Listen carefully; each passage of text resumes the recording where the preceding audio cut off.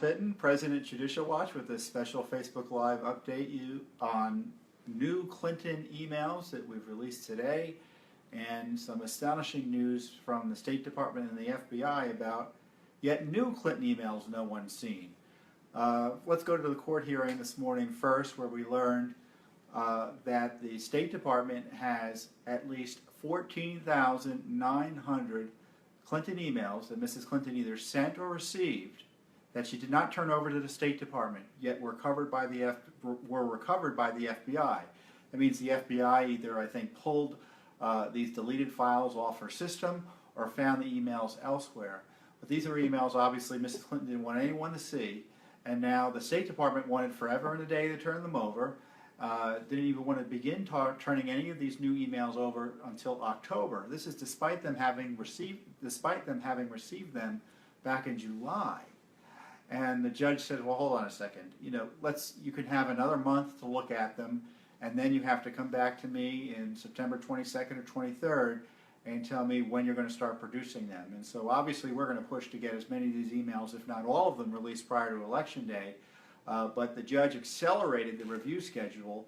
I tell you, if Mrs. Clinton had her way, we'd never see these because evidently she deleted them.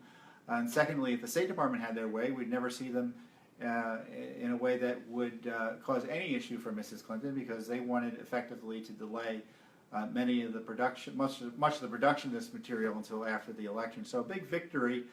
We still don't have any emails yet, and you can bet the State Department is going to think of other ways to stall and delay. But it's astonishing news that there are at least 14,900 new Clinton emails that she sent or received that weren't turned over to the State Department that we are now going to get reviewed under FOIA and potentially released. On top of that, there are tens of thousands of other records that the State Department talked about that still need to be released. So who knows what's in there, but there needs to be obviously court pressure, which we're trying to bring to bear often effectively, about public pressure to get all this information out to you, the American people. But the Clinton cover-up is unraveling, and we see that time and time again thanks to the efforts of your grassroots organization and watchdog group, Judicial Watch. But that's not the only important news, because we have another astonishing group of emails given to us out of the email account of Yuma Abedin, who is Mrs. Clinton's Deputy Chief of Staff, who is working for her at the State Department, yet using this ClintonEmail.com account to conduct government business. Well, the government business that she was conducting shows that, once again, more pay to play, it looks like, via the Clinton Foundation.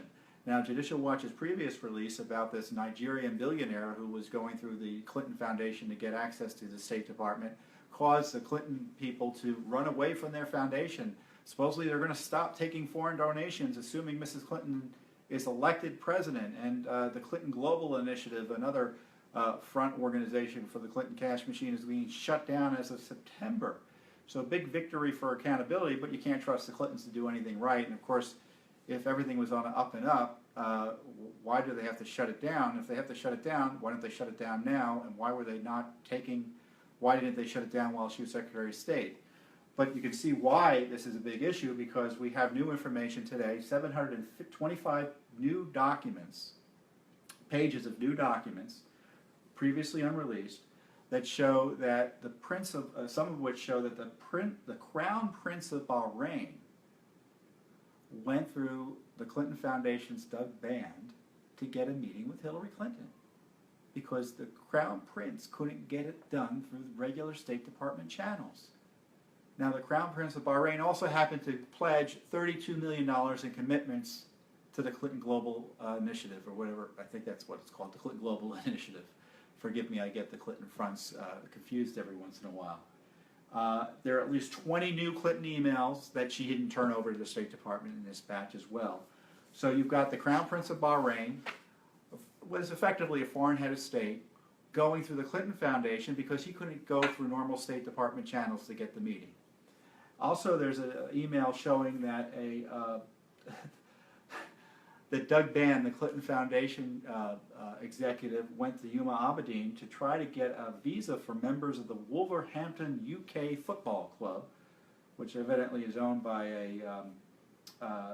or affiliated with the Hollywood sports entertainment executive and president of the Wasserman Foundation, Casey Foundation. He donated, that foundation looks like, between $5 and $10 million to the Clinton Foundation.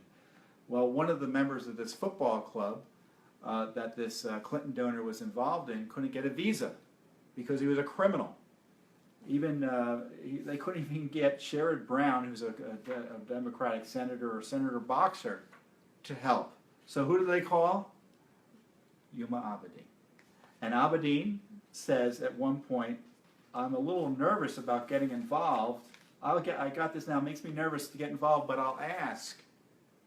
So even Yuma Abedin knew something was not right doing this. And Doug Mann said, well, then don't ask. But of course the damage had been done, and evidently something was done, or at least there was special consideration given in exchange for this Clinton donor to the Clinton Foundation.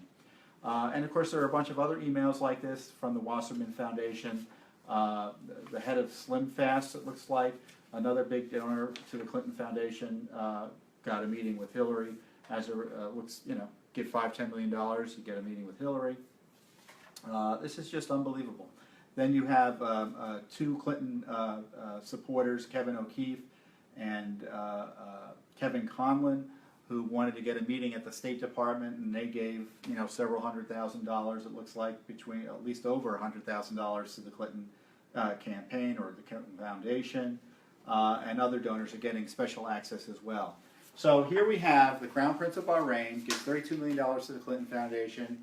He gets a meeting with Hillary Clinton, and as I told someone on a reporter today, it looks like the State Department outsources foreign policy in some respects to the Clinton Foundation.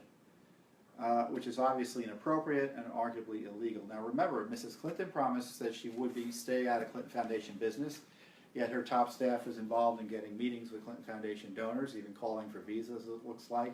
And then secondly, Miss Abedin and Cheryl Mills, her chief of staff, were supposed to stay out of Clinton Foundation business absent a waiver under the Obama administration's ethics rules, which are separate.